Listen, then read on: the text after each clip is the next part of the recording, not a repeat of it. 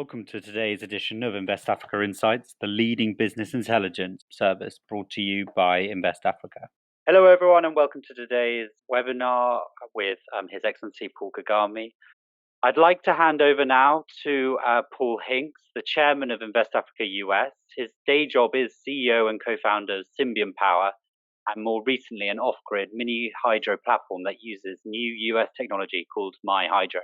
Paul, over to you. Yeah, that we're actually piloting at the moment in Rwanda. I find it quite strange introducing President Kagame in Rwanda from New York City, where I am now, where we have over 500,000 cases of 587,000, I checked this morning, of COVID-19, and we have 24,000 deaths. In New York alone, this is in America, in New York alone, we have 11,000 deaths. So then in Rwanda, they have 127 cases and no deaths. That's, again, checking this morning. So perhaps President Kagame can tell us what we're doing wrong here. But things are very, very strange at the moment in New York, and I know they are around the world. Now, going on to our webinar today. First of all, it's probably the biggest webinar we've ever done. We have over 400 people registered. We have 20 media houses online, and it really is, for us, it's probably our number one webinar to date.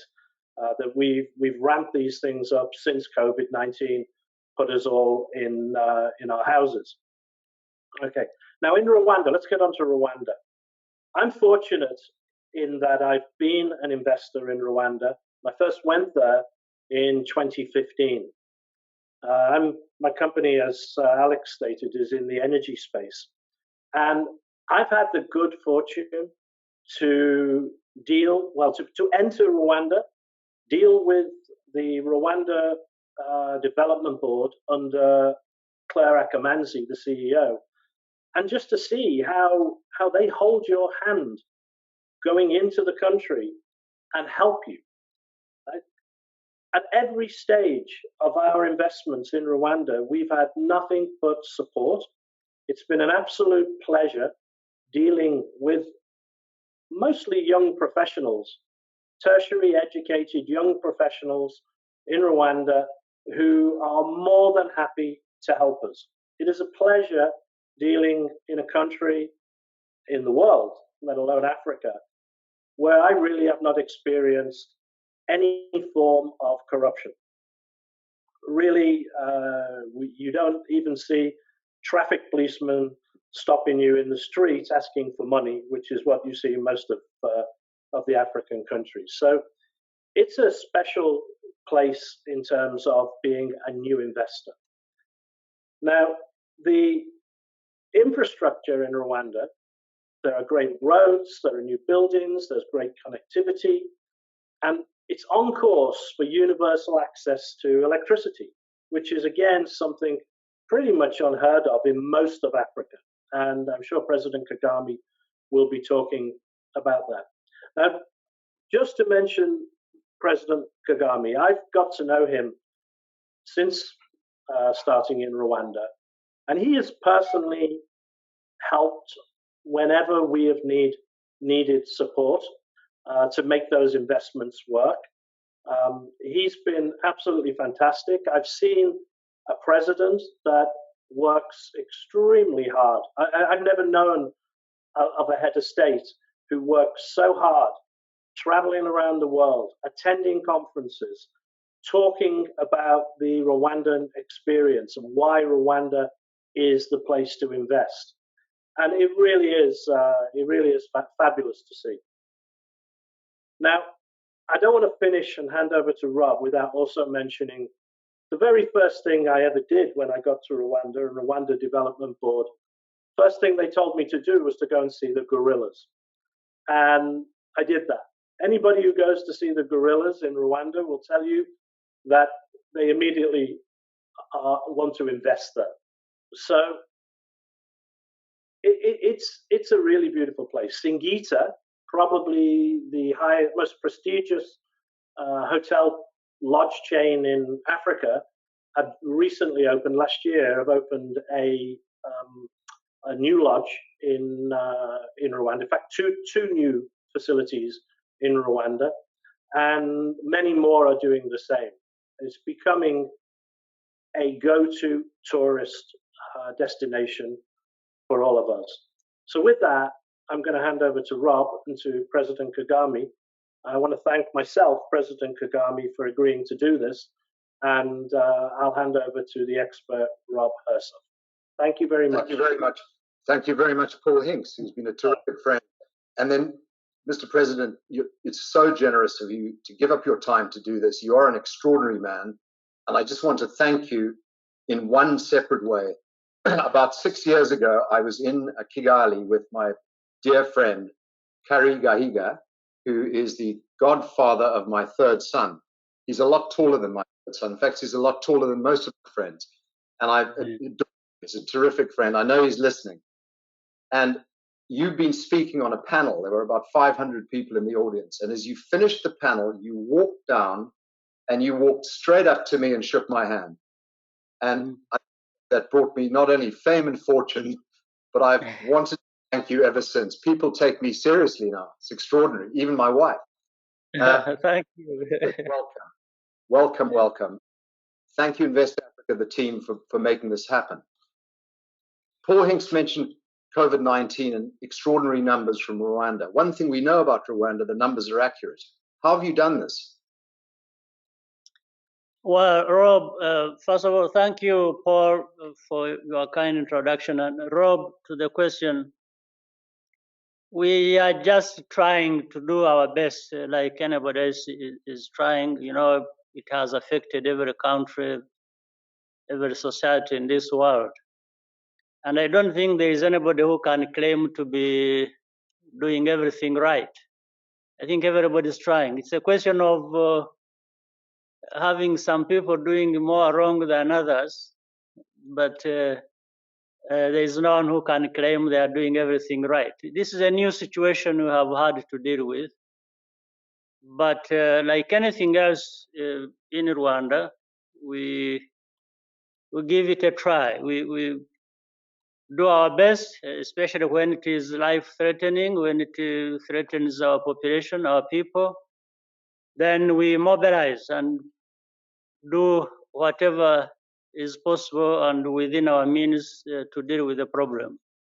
So, like anybody else, when this pandemic happened, the COVID-19, we quickly tried to know what is known about it, and also look around the world, what the rest of the people are doing, and then we tried what we could in our own situation. We have a lockdown, we have asked people to stay home, no work, nothing, and then isolated those cases that were identified from the early start. And we are now, moved into tracing people who have come into contact with those who have been affected. And we are doing it almost by the rule book that has been set by those that have come before us and who are showing that doing certain things certain ways and learning from the scientists what they are telling us and the medical professionals. So this is how we have done it. We've really followed the best practices that we have come to learn about. And the good thing, our population is also, has trust for government, and they respond to advice as quickly as they can and enforce whatever measures and are in agreement with the enforcement of the measures that are introduced. So this is how, and we have, as you said, 127 cases so far. We are seeing the recovery rate also very high. We are seeing people now have 42 cases that have turned negative and gone back to society, and so on and so forth. But we are not taking any chances. We are just doing whatever we can to make sure that we rein in this pandemic. You know, I think you said the most important word of all, which is trust. You know, the beauty of your country is you've delivered for them over and over again in the most extraordinary way, and they trust you. So if you agree with your team, this is a direction, they believe in it, which is fabulous. The thing about Rwanda, it's not blessed with every natural resource like South Africa, for example. You know, you've had to develop human capital. And I often say on live television that Switzerland is the Rwanda of Europe, and which I fundamentally believe. You have human capital. Investing in Rwanda has been, I mean, I know you would love more and you deserve a lot more, but going forward, surely you are best positioned in Africa for foreign investment. You've got the human capital, you're a digitized economy. Tell us a little bit about positioning your economy for the future. Yes. We really positioned our economy and have prepared our people based on the understanding of who we are, our limitations, but also our potential. And all starts with the human capital. It's really the people that we focus on. This is what is common to every country. Is that capital that everybody has, and depending on how you harness it and how you invest in it and develop it, then the rest keeps getting easier going forward. So for us, therefore, it's the people, it's the governance, it's the institutions we create, it's how the leaders, the people work with one another, and really being realistic about our own situation. We don't expect, we can't aim to do what is beyond our means or really allow to perform less than we are capable of. So we keep being realistic between these ends. And we have seen progress made based on that. Investment in people, in technology, in governance systems that allow things to happen the way you expect them to happen, even within such limitations. So that's what we have concentrated on, and we have seen us keep going forward. The interesting thing in South Africa, where I'm based, is that there seems to be real unity in the country right now in fighting this pandemic and surviving the economic crash that will result from it and from what's going on in the world. Obviously, you have that already, that unity in Rwanda, but have you found that other African nations who might have been disagreeing with each other or fighting with each other are coming together? Is that happening as African unity? Well, there will always be these differences that keep coming up for different reasons. Some of it is to be expected, and because we all come from different backgrounds, whether it is individuals in a country or between countries, and people would have different views because they come from different backgrounds or affected differently by even the common problem we have. But this pandemic has, in a way, equalized the things, and everybody seems to be focused on that because it has affected everyone, irrespective of gender, age, or race, or whatever background you are you talk about. So it has, in a sense, narrowed some of the differences, and everyone is looking at what can enable us to overcome COVID-19 and go beyond and reestablish normalcy in our different geographical spaces.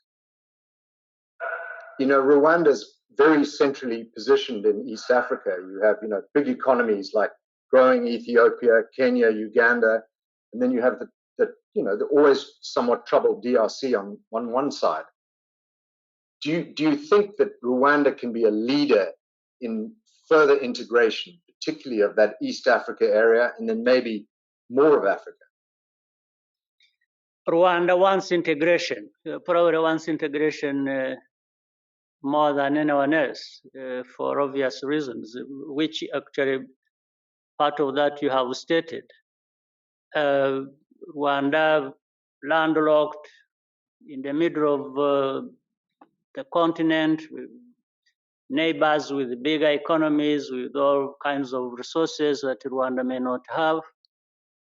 So we as I said earlier, we always try to do the best of what we can within our means, what we have. We have people, we have, different things that we can offer to the rest of the world, based on, the beauty of the country.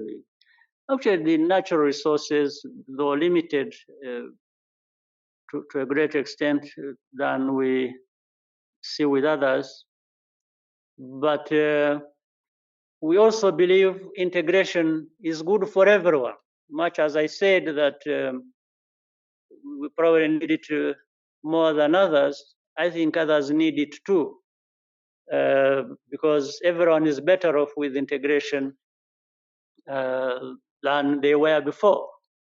And we have found that even for those countries that believe that they are big countries, standing alone, they actually become very small. And especially when they compare themselves individually with other places where countries have come together. That sense of how big you are and having comes to diminish and provides lessons that alone you are really limited in many ways. So, and for us, what we seek to achieve is progress for ourselves, while others make progress as well. Because if we are all making progress, then we are all really gaining. Nobody's losing, we all gain. But we never try to do anything because we want to provide example or teach anyone anything. But if you are doing something good and you succeed, it inevitably will always turn into some example for others to see, and maybe they can do better for themselves, but even better than you. So there is always this exchange, learning from each other, learning from our own problems and our strengths. And I think for us in Rwanda, it's a sort of mentality, it's something we believe in, that if we are doing well and can do well with others, we even do better. Therefore, but we start from home. This is where we try and say, how can we improve our own situation in Rwanda, as well as we improve our situation generally in the region and with others. Before the coronavirus, Rwanda was competing with many other countries in Africa and the world for investment. And yet many companies chose to invest in Rwanda. We now have a health crisis and an economic crisis. And Rwanda is clearly going to be in a very strong position today going forward in terms of jurisdictional competition, so to speak, versus other countries for foreign direct investment. Even more so now, because you're standing healthily and strong compared to many others. Is there an industry sector or an area of business, that a new area that you think is of particular interest in Rwanda for foreign investors that maybe wasn't as obvious before coronavirus? Well, first, we are now focused on saying, because the economies, well, our own economy and many economies across the world, they have almost shut down. So what we are all concentrated on and what we are also focused on in Rwanda is to try and revitalize our economy, taking it back to normal, and then move ahead and grow and expand whatever we are doing. But as I said, there are lessons to learn, and for us in Rwanda, we don't waste the opportunity to learn from whatever problems confronting us. And from this one, we probably, meaning our systems have been tested. Yeah. Our health systems have been tested. Our capacity to rally the resources and everyone to confront this, including what we talked about, lockdowns and But for example, lessons learned is that people have been doing almost equal amount of work, if not more, from home than from office. I think we have discovered that. Maybe we knew that, but we were not sure it was going to be this case where we prove it literally. So that also shifts and adds importance to what we were already thinking was very important, to technology. Technology has been tested as well. How do you work from home, or how do you provide lessons to children who are no longer in school, or different things, different services? How do you provide that without use of technology? So it has shown us the limits maybe we have in different spaces, whether it is technology and other things. So these become areas of investments we have to invest in as a government, but we also, in doing that, we are working with the private sector to do their part, or technology companies and different things. So there are these sectors. Already we were having a services sector doing very well, different kinds, financial and is tourism, hospitality, and so we want to keep growing that. And we have seen some of the things that were lacking. We are going to increase that in doing business, efficiency, security, and all that. We will probably double up on that, because we are coming now again from an economy that has shut down and trying to speed up to normal again. So it will require double effort on our part. So it's really, it's a very sort of depressing situation where things almost shut down all of a sudden. You didn't expect it, you didn't plan for it. But on the other hand, it consists of good lessons, or a lot of lessons, and it is challenging. It's a new situation you have to deal with to go back to normal. And I think it's going to be exciting in a sense to be busy trying to fill the gaps that have been created. It's so true. I've actually never been busier in my life. I'm more productive. We're going to go to a few questions that are being sent in to me. And before the first question, which is from Mark Simmons on Africa generally and debt relief, I wanted to quickly ask my own question, which is African aviation, airlines. You know, Ethiopian Airlines has been an incredible international success for many reasons, but mainly because it was left alone, given good management, to run the way an airline should run. Whereas South African Airways is an employment agency, and Kenyan Airways is like a tourist agency. But Rwandan Air has been surprisingly successful with smaller routes, with most airlines now bankrupt and hopefully stay that way. Will this be an opportunity for entrepreneurs like me to start an airline, or Airlink, which is doing very well in Southern Africa, or Rwandan Air to provide a proper service for Africa? Yes, Rwanda has been a small airline. We started it not so long ago. It's been growing. And most of these things, Rob, depend on many factors. One, of course, as you said, one can look at what has happened with Ethiopian Airlines, which has succeeded in many ways and has really grown and doing well. So in our case as well, we can apply certain principles as we see it. First of all, it's an investment, but it's a very sensitive investment, the airline is. But it will require, like many other things, approach that respects certain, governance aspects, and we have to take a step, having measured how far we are going, how better we are going to do, and keep growing. So, but of course, most of the businesses have been hit as anywhere in the world.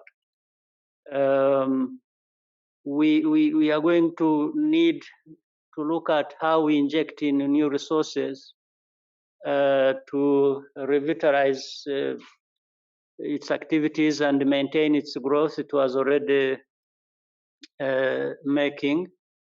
So Rwanda is one area we are going to try, and like all other businesses that are going to be bailed out, I think they need some injection in, to try and enable it to continue, and despite the losses they have made over this period, which we don't know how long it is going to be. Nobody yet sees the end to that for sure and says, well, by this date, coronavirus will be gone and we will be back to business as usual. I don't think we are there yet. So, but we have to start planning now and thinking, what are we going to do, or what are we doing now, thinking about what we should be doing months ahead for any of these sectors, including the airline. So I lost a lot of money in the commercial airline business, so I'm allowed to ask that question, but the private aviation sector, VistaJet, has been a big success. Moving to Mark Simmons's question, he's the chairman of Invest Africa Advisory Board and a former minister, UK Minister for Africa. And he asks about African debt, and he says, are you concerned that the proposals being discussed to facilitate debt holidays for sub-Saharan African countries will have a negative impact on the future willingness to lend and also the pricing of African debt? Do you think this could be bad news for the rest of Africa? Yeah, I think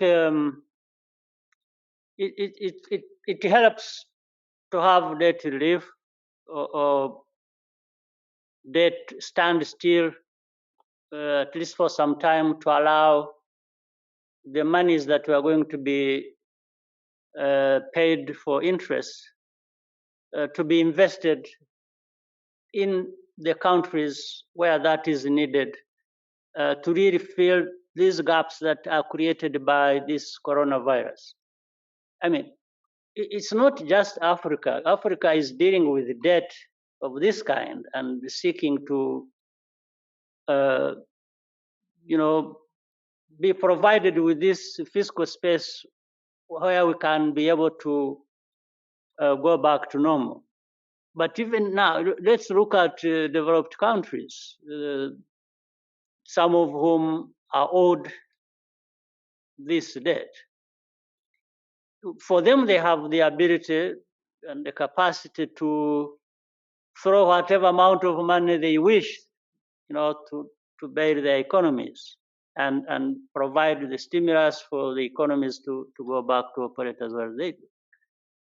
Now, Africa doesn't have that capacity yet. So it's not like we should be looking at this African problem, debt problem, in isolation. It's being treated that way because that's the background of the African economies and where we are coming from. But compare it with the developed countries that, of course, have been hit, the economies have been hit, and they have been looking for money to actually, deal with that.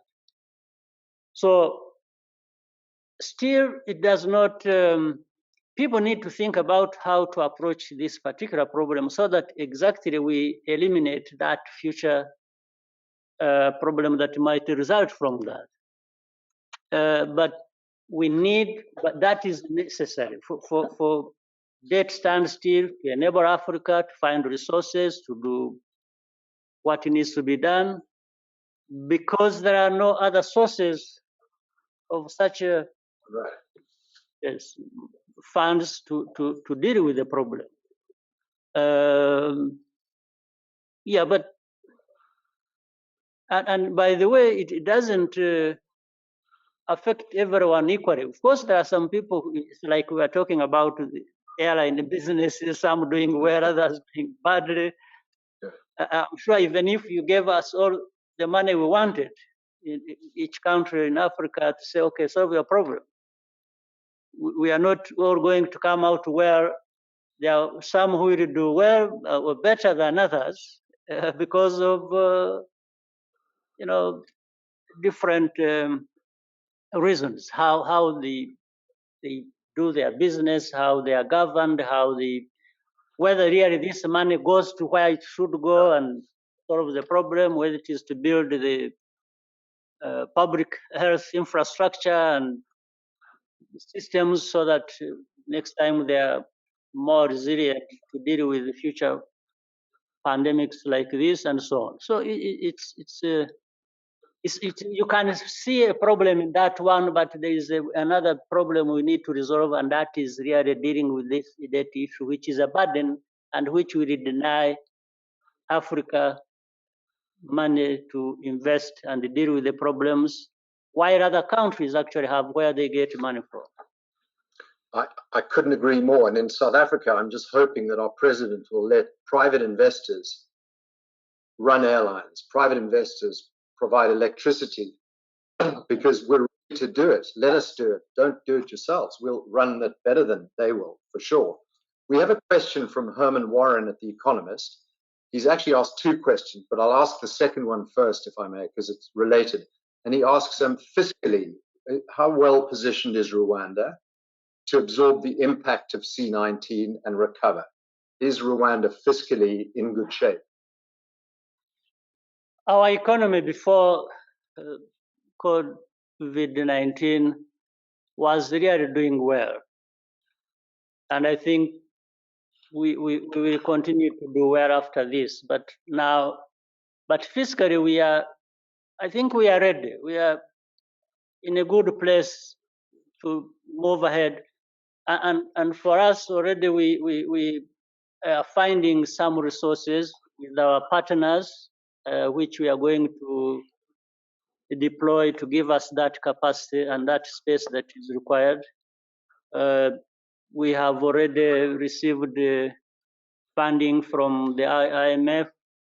The other day we got 109 million US dollars. We are getting different funds, and on the basis of what our level can provide us with, but also the money we can be able, if there are not grants, we should be able to pay back, because we are going to invest this money very well. So our internal resources plus the external resources we are getting, I don't see us failing to find the way forward and in a decent way that will allow our economy to keep growing. And you've got great human capital. The second question, which was the first from Herman Warren, is could you tell us a little bit about the AU, African Union initiative, to raise funds, support in general for the region to combat coronavirus? The AU initiative. Yes, the EU initiative it has been twofold. It started with Africa itself, with some leaders that have been chosen to spearhead this effort to find resources for Africa to come out of this situation. And they formulated, they've understood, they have identified the needs Africa will face going forward. And it started with the G20. The G20 meeting in Riyadh discussed this. This issue was raised. After that, a few African leaders, I happened to be fortunate to be one of them. We had a virtual meeting to discuss this as well. So we are trying to rally Africa to come together. There are individual capacities of countries, but together through the African Union and our chairman, President of South Africa, President Ramaphosa, we have come together. We have identified the needs. We have identified also the processes we can use to obtain those means that can help us go through this situation. And I think the progress is beginning to be seen. But each country has been trying to manage the coronavirus the best way they can. And then together we are looking at, so in the future, the health systems, how should they be reinforced or built in our countries? Then together, how do we work to make sure that we come out well, whether it is revitalizing businesses cross-border and so on. But this is something that we are planning for and thinking about after we have reached a point where we think that coronavirus is being reined in. So I think Africa is coming together, and that is the best way that we can address the problem. We've got two questions to come. The one is from a great friend of mine, Sanjeev Gupta, who's the executive director at the AFC, African Finance Corporation. Hey, Sanjeev, nice to hear from you. And he's asking about manufacturing and decentralization. And I think the question's about, America and Japan and other Western industrial countries are going to be very nervous going forward about relying on China to supply anything as a sole supplier. But maybe that's that move to be a bit more self-sufficient will benefit a country like Rwanda, as people will trust you and will decentralize, but also want other manufacturers and producers. Yes, right. That's how this investments we are seeking to achieve is on that background. The background that yes, everyone now seeks to sort of have some in-house capacities to deliver on what they may be requiring in the future, thinking about this particular situation. So manufacturing, I'm sure, is something that everybody is looking at. So it's going to be, well, in Rwanda, we were already seeing growth in the area of manufacturing, but this is going to even boost manufacturing capacity to go beyond what it is on our own scale. And that point that you just mentioned is real. seeing the needs and how it has been difficult to get some of them in dealing with this pandemic, everyone now is thinking of saying, well, next time I shouldn't be relying on somebody else to have this or that. Well, it will in the end level itself out. It will sort itself.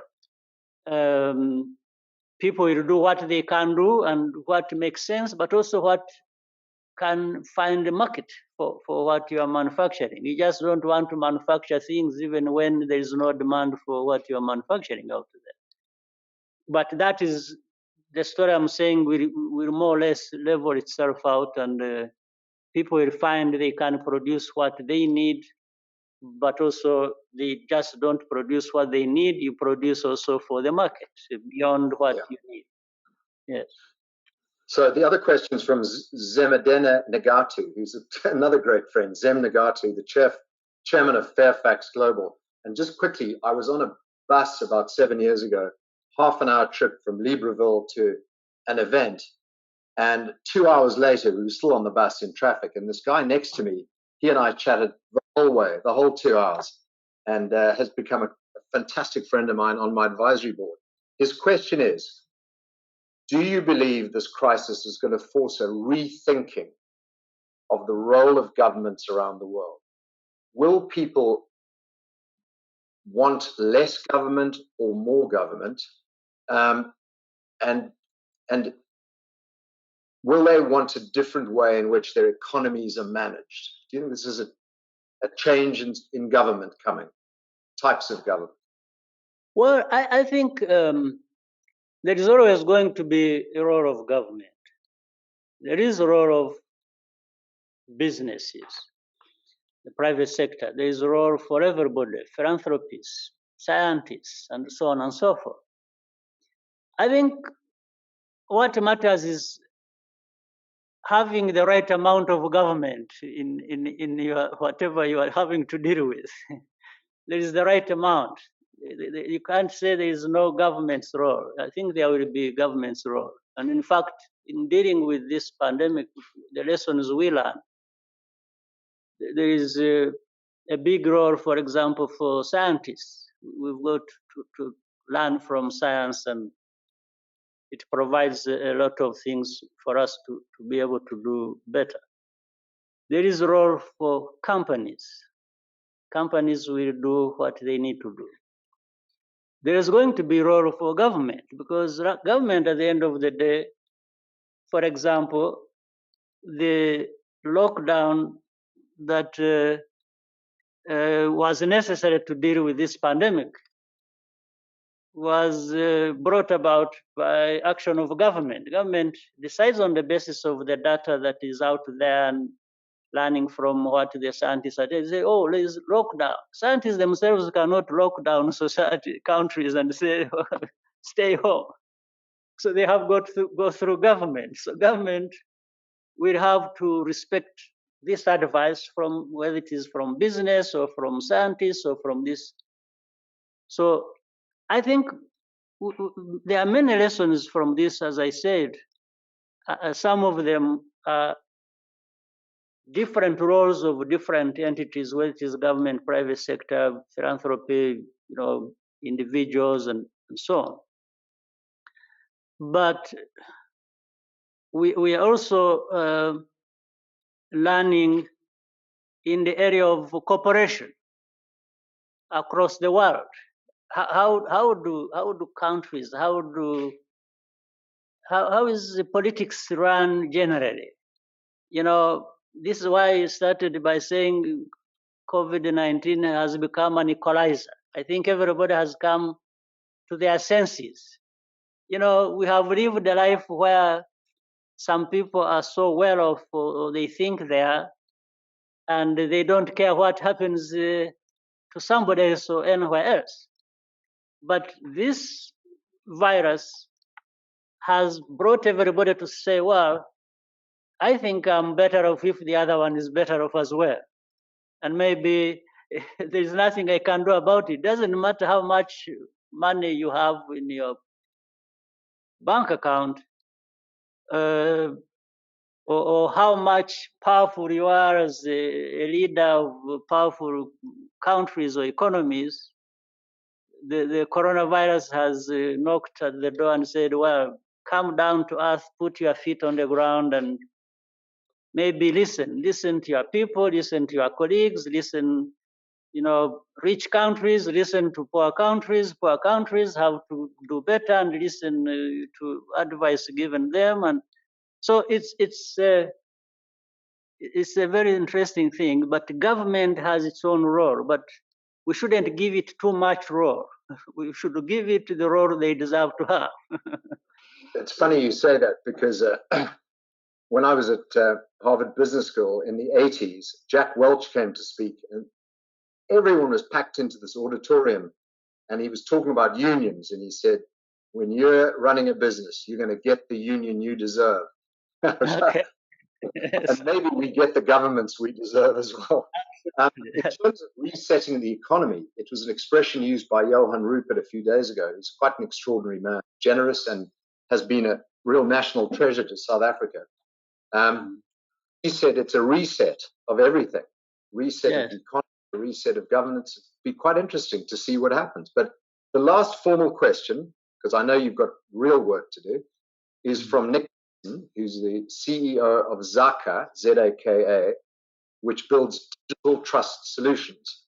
And he says he's in the early days of setting up a Rwanda operation for Zaka, and he's using CMU Africa postgrads and getting a lot of support from the RDB, the Rwanda Development Board, and relevant ministries. And people do get enormous support from your team. But his question relates to financing, funding. It's always difficult for early stage companies. He's doing what? I missed the he's doing what? It's in the digital business. Yes. Digital solutions. I think I know it. I'll look it up afterwards.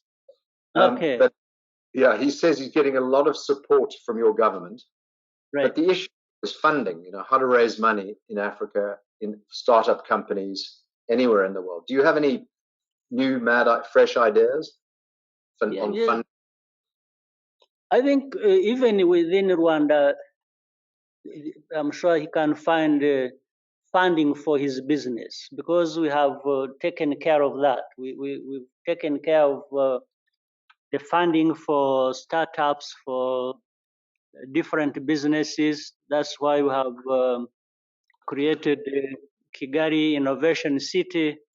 It brings ideas, brings the form of capital to invest available, and therefore, I think our people who have already helped him might help him identify where to get funding for his businesses. That is actually RDB, Rwanda Development Board, helps people to actually identify this kind of source of funding. Mr. President, now I get to ask you a question, but is there anything you want to ask me? Well, I think I'd spare you for now. You can ask me instead. Okay. The question I'm going to ask you is, if you almost became a president because you had to step up and do things and save people and save your country. Right. But if you didn't have to do that, yes, what would you love to have done as a career or as a life interest? Well, I have said this before when I was still a young man and doing different things before I got involved in this mess that I'm in. I just wanted to become an engineer. I was absorbed in the thinking of getting involved with the engineering aspects of different things, making things and so on. That was but I don't waste so much time looking back and say I missed this, because it would just be a distraction. I think about now that I'm president, what do I have to do? Every day I have to make choices of what. Well, Mr. President, Yes. You really are. You're a shining star in Africa. You really are an extraordinary man. I'm honored to have been on this show with you. And on behalf of Invest Africa and everyone listening, please keep up the good work. You're an extraordinary man. Thank you very much. Thank you so much, Rob. Thank you for your kind words and for this moment, which you all, I think, benefited from. Thank you. See you soon, and thanks again. Bye-bye. Good. Bye-bye. Bye-bye.